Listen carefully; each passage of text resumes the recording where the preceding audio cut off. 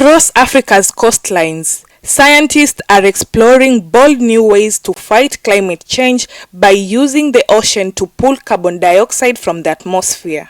Too much carbon dioxide in the atmosphere doesn't just affect the climate, it dramatically alters the chemistry, temperature, and oxygen levels of our oceans. TUM Vice Chancellor Professor Leila Abubakar narrates her experience as a resident from the coastline. I have first-hand information on the changes, the issues of pollution, the type of marine fish and other things that were coming from we were exploiting when we were young, and now you find that they've been decimated. The ecosystem has changed, the pollution has taken its toll. So I believe that this symposium is very, very appropriate for us to come back and ask ourselves, what are we doing, or what can we do to make sure that our ocean, we restore the ecology and the ecosystem of our marine environment. From microscopic planktons to giant whales, the entire marine ecosystem is changing. Protecting the ocean means reducing carbon dioxide emissions and restoring natural carbon sinks like mangroves, seagrasses, and seaweed forests. Shamim Wasi Nyanda of Ocean Climate Hub, Tanzania, says more needs to be done to secure and benefit from the ocean. We have explored Mars more than we've explored the ocean.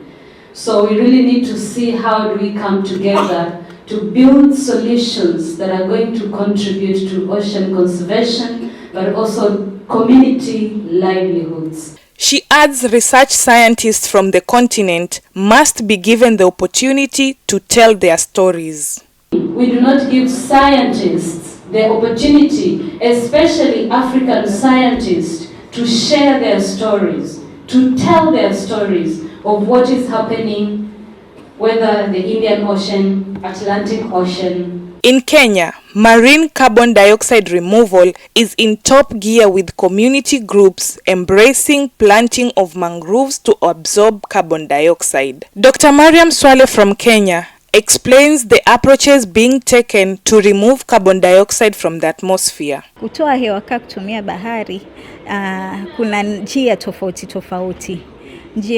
Njia ya kwanza ni kutumia upandaji wa mangrove ambayo nchi nyingi za Afrika zinafanya. Kama Kenya, tuko na very famous project inaitwa Mikoko Pamoja ambayo iko Gazi. So hiyo ni njia moja ya kutoa hewa kaa kutumia bahari, manake ile ni mazingira ya bahari, mikoko inamea baharini. Dr. Matt Long explains on other approaches and if Africa has the capacity to carry out such projects. Ocean-based carbon dioxide removal is a collection of technologies that have the potential to enhance the ocean's absorption of CO2 from the atmosphere and store it durably in the ocean so that it no longer contributes to climate warming. Some of the technologies include cultivation of algae, macroalgae species, or other techniques that manipulate the chemistry of the ocean, such as ocean alkalinity enhancement, that involve adding materials to the ocean to enhance its chemical capacity to store CO2. At a recent regional workshop in Dar es Salaam, over 40 African experts came together to draft a roadmap for marine carbon removal research. Removing carbon dioxide from the atmosphere is important because we know that we cannot meet the internationally agreed upon climate warming targets without active carbon dioxide removal. But I think one of the important things to recognize is that Africa as a continent has contributed comparatively very little to CO2 emissions that have caused climate change, but has the potential to benefit economically by implementing carbon dioxide removal projects. At Technical University of Mombasa, we are proud to be advancing research on the blue economy, innovations, and also encouraging community-driven conservation efforts. Africa must lead its own climate solution grounded in science, guided by ethics. As we are designing frameworks for how some of these innovations could apply to different countries in sub-Saharan Africa and broader Africa, it's, I think, really important to think about the local context. Vipi sisi kama Waafrika tunaweza jisaidia wenyewe katika kutatua shida zetu.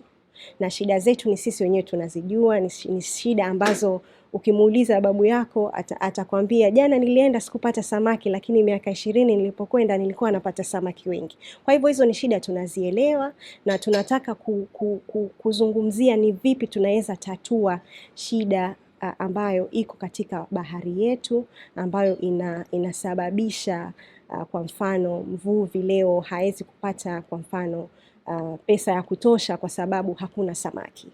Kama leo nimeingia saa 9 usiku, naanza kutoka saa hii na vitewa viwili, hata kilo sidhani vyapata, ambapo wakati huo kwa lisali moja ulikuwa hulimalizi hukosi kilo 20-30.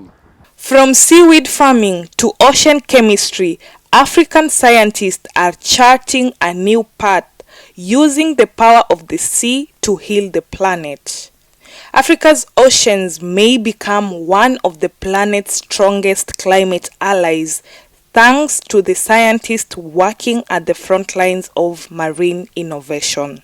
Reporting for Merge Digital TV, I am Purity Zawadi.